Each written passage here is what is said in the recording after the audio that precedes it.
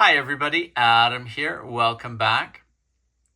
In today's video, we are taking a look at a cool flip and write game called Pioneer Rails by Matthew Dunstan and Jeffrey D. Allers that is published by Dranada Games. I'm a big fan of trains in general, so anytime I see a game with train theming, always excited to try it out. And I liked the idea that this was a flip and write game, makes the, sort of setup and possibly the introduction of the game to other players a little more simple than some train games that I already have in my collection. So was definitely hoping for good things from this game, and I've been pretty pleased so far. Let's take a deeper dive into the contents of this game and how it plays. Now, taking a look at the contents of the box, we have a rule book, a pad of map/scoring sheets.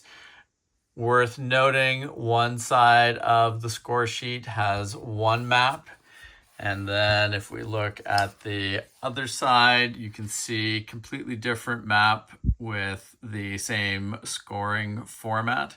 So ultimately, you are getting two different game boards that you can play with, which is nice.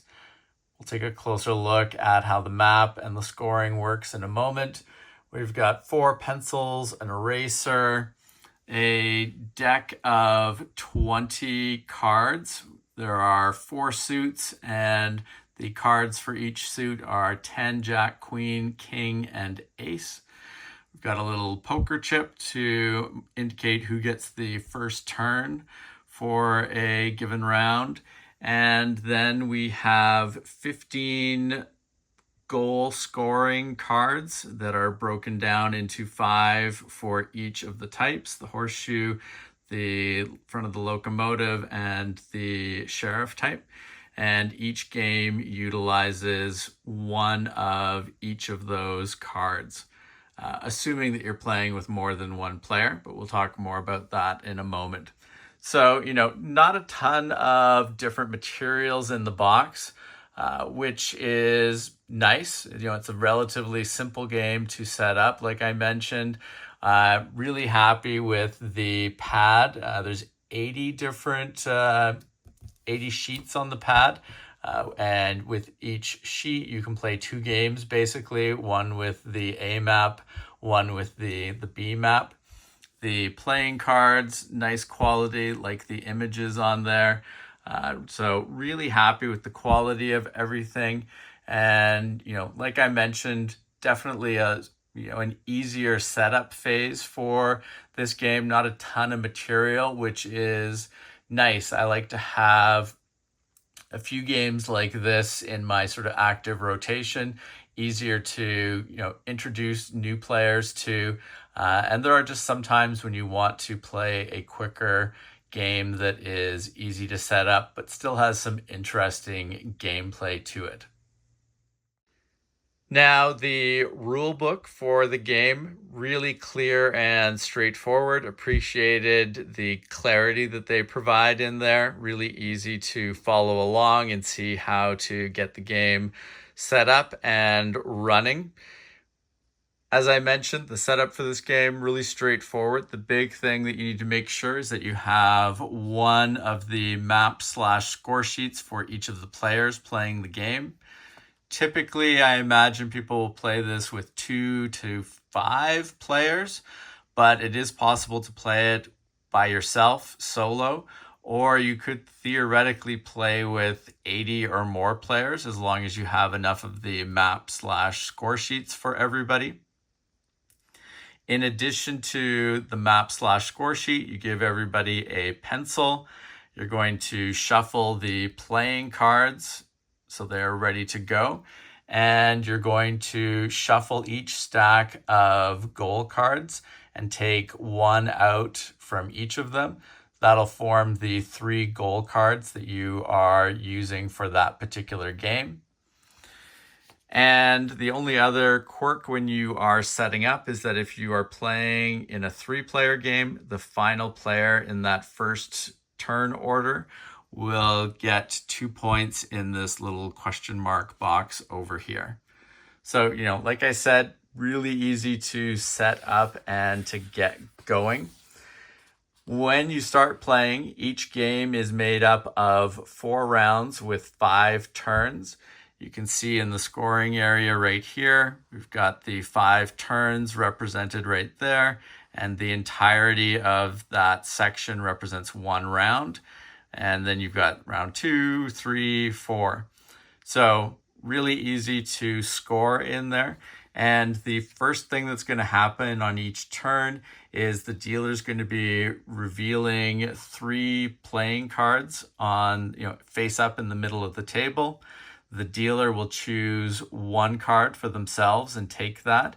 And then the other players will choose one of the remaining 2 cards to use, but they don't take the card away from the middle of the table, as other players could choose that card as well. And then you're going to write the card that you picked into the box that represents the round and turn number that you are on, which is building up basically a poker hand for you here. So at the end of the round, you're going to have filled in 5 cards. And to determine the value of that hand, you've got a little scoring sheet over here. So 1 star for a pair, 2 stars, 2 points basically for 2 pairs, 3 for 3 of a kind. You've got 4 stars for a full house, 5 stars for a straight, and then 6 stars for 4 of a kind. And that kind of represents the poker aspect of the game. Now, we won't go too deep into the rules here, but in addition to the card that you picked for the turn going into your poker hand here, you also look at the suit of that card, and that dictates where you're able to extend your railway lines out on the board. So in this particular case, if we picked the Queen of Spades, that spade would mean that we are either creating a new railway off of the spade or extending an existing railway line that is connected to the spade there. So definitely some interesting strategy. You need to be thinking about, how is the card I'm picking going to impact my hand down here, which, it's not a ton of points that you get from your hand here, but, it can make a big difference if you're getting the 5 or the 6 versus the 1 or a 2. When you get to the end of the game, those points can really sort of add up. So you're wanting to maximize your hand down here, but you're also thinking very closely about, okay, where is the suit of this card going to take me around the board for the other scoring opportunities that you have. So definitely some interesting strategy there. And that all ties in with the fact that the dealer is going to get, an exclusive card that they are picking, and that the other 2 players in a 3-player game, won't be able to use that card that the dealer picked. Now, the dealer switches back and forth or sort of around the group from player to player as you move through the different turns. So that does kind of balance out over time.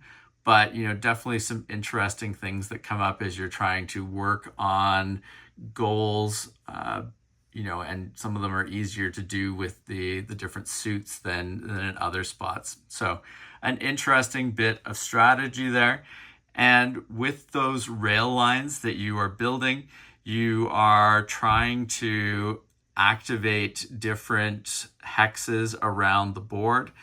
You can see here the different hexes that you'll find. There are saloons, cattle ranches. So you can see here, that's a cattle ranch. That's the saloon right there. We've got forts, mines, banks, and we've got rail yards and towns. Now, to activate the different types of hexes requires different criteria. When it comes to a saloon, you need to touch or sort of use two of the edges of that saloon hex in order to activate it. Cattle ranches need to be completely blocked off from other cattle ranches on the map, so that there's basically a rail line between them and any of the other cattle ranches around the board. Forts require tracks on 4 edges. Mines require track on 1 edge. Banks require track on 3 edges. Rail yards, 3 edges, and the towns require you to just terminate a rail line at a town. So definitely some different, sort of interesting strategies that come up as a result of that, and different ways that you need to move around the board to optimize. I thought one of the cool things about the game was the fact that when you reach a town, you circle a town on your town part of your scoring sheet, and you can only circle a town there for the first time that you reach a specific town. And then on any turn after that, you can cross off one or more of the town symbols that you have circled, and you can get a bonus track that you can place down on the board per town used, and then the ability to use one of 5 special benefits. The benefits: you can create a bridge, so you draw a track over the river. You can create a tunnel, you may draw a track between the 2 hexes of a mountain range. Shortcut: you can draw right across the middle of a hex to the opposite side, which makes it quicker to get to other hexes that you may be trying to interact with. You can create a switch, so you may draw a track branching off a line to start a new line. This is the only way to achieve a fork in a railway line in the game. Or, a pretty powerful one, you can choose to change the suit of your current card to build all of your tracks this turn on a different railway. So, if I happen to pick the Queen of Spades here, but I really wanted to build more track off of the heart portion of my railway network, I could use my town benefit to do that as well. So interesting strategies, I think, that come up from the town option. You can see the towns are on these points on the hex grid here. So definitely pays to keep track of where those are and how you can sort of optimally move around and get to those towns while activating the various buildings on the board that you need to complete the goals that are chosen for your given game. Also worth noting, as I said, the towns that you cross off give you each one more track that you can place on that turn, and you get 3 track that you can place on any given turn by default. So you're adding to that number 3 based on the number of towns you cross off. And all of those tracks have to be built on lines that are emanating from the suit that the card you picked for that turn has. Then at the end of your turn, you are tallying up the points based on your hand. You are scoring any of the completed goals. So you can see each of the goals has a point value for the first person to finish it, and then a point value for everybody else that finishes it. And it is worth noting, you'll notice on the hand scoring down here, there's this little *2. If you end up activating a saloon by drawing tracks along 2 edges of a saloon hex, you circle the next usable saloon symbol. So these are the saloon symbols right here. So you circle the next available one, but you can't go backwards. Like if I've already finished this round, I can't come back later and circle that ×2. But by activating that ×2, you can multiply out the points that you've earned, which can give you a bit of an extension or sort of extra breathing room from some of the other players. So a valuable way to boost your score. Other things you'll notice on the score sheet here, as I mentioned, you can put the scoring for the goals that you finish in here. First person to finish is getting the 10, second person or everybody after that will be 5 points. And as you activate the cattle ranches, the rail yards, forts, etc. around the board, you're going to be circling these areas over here to represent the different things you're accomplishing, which will add score at the end of the game. You're scoring 1 point for each circled gold nugget, scoring points equal to the sum of all banks, scoring points for your rightmost circled fort. You can see there. And cattle ranchers, points equal to the rightmost circled cattle ranch symbol. Rail yards, score points equal to the highest number of towns on a single railway line or network, multiplied by the rightmost circled rail yard. So some really nice points that you can earn from that. And then you score 1 point for each town that is circled as well. So a lot of different ways to accumulate points at the end of the game.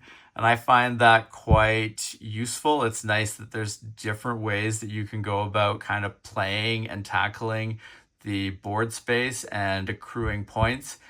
Has felt like, for me anyways, in the different games that we have played on each of the maps here, that there's definitely different ways that you can traverse the board, different strategies and options available for how you want to tackle laying out your rail lines, how you want to tackle approaching your poker hands, which is cool. It gives, it's nice to have different strategies and ways of doing that. And it's nice to feel like the game is flexible and rewarding for some different styles of play. So really appreciate how all of that works. In terms of time to play each game, the box lists it as about 45 minutes, which I think is pretty accurate. It can be a little longer if you've got some new players or a large number of players that are playing and, sort of that need to be wrangled through understanding instructions or just moving through the different aspects of their turn. But, if you're playing with, 1 or 2 other people who are really experienced with the games can go by pretty quick, which is nice as well. A fun amount of gameplay, but you're not sort of really tied in for a super long time with the game, which, like I said, overall, this is a nice game for times where you want something that's quick to set up, relatively quick to play through. You can play multiple iterations of it over a game night. Really nice for that style of game. Now, in terms of other types of rules or variants in the instructions, they've got an advanced hand card rule, which is interesting. For expert players, at the beginning of a round, you can, before dealing out the first 3 player cards, you can deal 1 face down card to each player, and that will be their card for the final turn of the round. And it's basically giving that to you ahead of time so that you can do some extra planning and know what you will be able to do to sort of wrap your round off, which I think is an interesting approach. It's definitely advantageous, gives you a little bit of extra information to help with planning out how you'll approach the game. So an interesting option for people to play with. They also talk about how to play with more than 5 players. So, you're setting up the game basically as normal. What they do though, at the start of a turn, the dealer discards one card from the top of the player deck and announces what card that was to all the players. This card is not available for people to use, but it's just giving you extra information about what you might or might not see going forward. And then the dealer then turns over 2 playing cards from the deck face up instead of the usual 3. And then all players are choosing one of those 2 face-up cards to use for their turn and enter into the box for the round/turn that they're on. The solo mode, pretty straightforward to set up. It's an okay solo mode. I think this is kind of a standard way or a typical type of way to play a solo mode for a game like this. You're basically trying to beat a score threshold, and there are rules around how the goal cards are chosen and what the target score is that you're looking to achieve. But it is definitely a way to play the game single player style, and it works fairly well. I'm going to try to record a solo mode version of playing the game for the channel, so you guys can see sort of how the gameplay plays in general. So I will try to put that up on the channel soon. But, nice that there is a capacity here to play the game with a single player. There is a reference sheet here for all the different goal cards that you can get. So like I mentioned, there's 5 per type of goal card, and so that's 15 overall. Some interesting different types of goals. It keeps the game fresh as you're moving through and playing game to game. Some of them are sort of more interesting, more difficult than others, but I appreciated the number of different goals that there were and the variety that added to the game.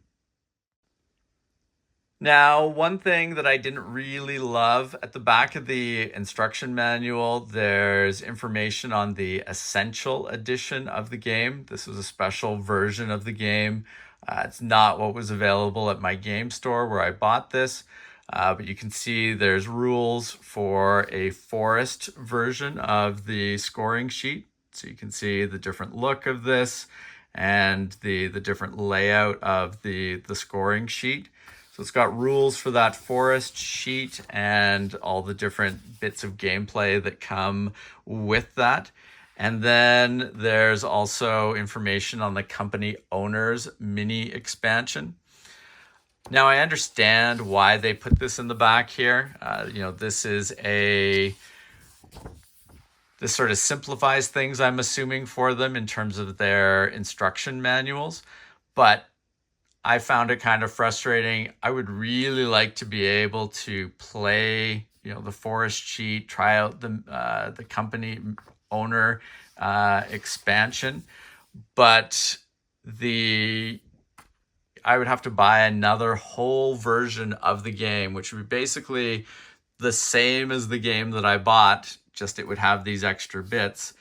Doesn't seem like it's a version of the game that they sell in game stores. You would have to order it from Dranda Games from their shop and then have it shipped to you. It just feels bad to have instructions and information for stuff in the back of your manual that's not easily accessible for you as a player. And it kind of made me feel a little bad about buying the version of the game that I had, even though I didn't have a really good option for buying this version of the game. It's a small thing. I know it's probably simplifies things for them in terms of, how they lay out and print their instruction manuals, etc. But this just didn't feel quite so good to me. It looks like an awesome, more maps is a good thing, I think, for a game like this. Different, sort of modifications to the rules and the layout of where everything is on the board. I would like to play this. Maybe I will at some point buy that special edition of the game, but it just felt a little odd to have this back here. And, I didn't love that it was there, given that I didn't have the content in my version of the game.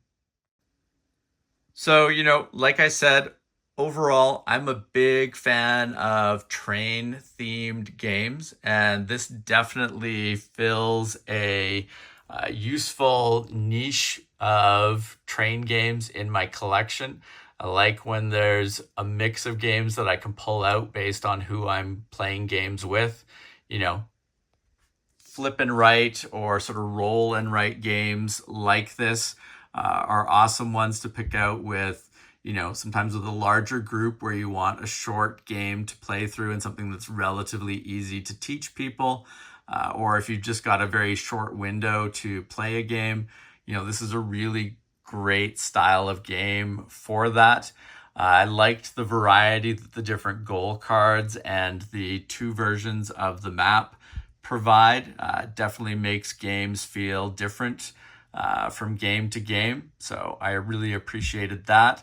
The quality of all the pieces, really nice. I thought that everything was well made, well printed, and well laid out in terms of the instructions and the map sheets that come with the game. Like I said, unfortunate that the essential edition of the game was not something that I was aware of or that I can easily get, short of getting it shipped from the United Kingdom. That's not a huge downside. It was just a little bit of a unfortunate thing. I was confused when I read the back of the instruction manual. It seemed like it should be content that I could easily get for the game, but it isn't. But, overall, super happy with this. It's going to stay in the rotation of games that I play. And, like I said, nice to have games that are on the shorter side to mix in with some of the more complicated games in my collection, based on length of time to play and the audience that I'm playing with. So this was a really cool game. I look forward to playing more of it. And, curious if people out there have played the Essential Edition. Is it worth ordering that, given that I've already got this version of the game? Would really love to hear what people think about that.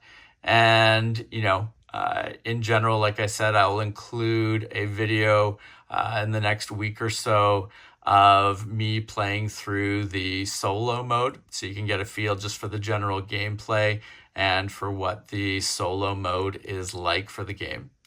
Now, if you have not subscribed to the channel, please make sure to do so that you don't miss out on any of our upcoming videos.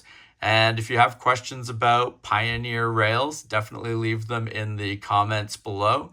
And we will be working on putting more game reviews up on the channel in the coming weeks and months. So keep an eye out for those.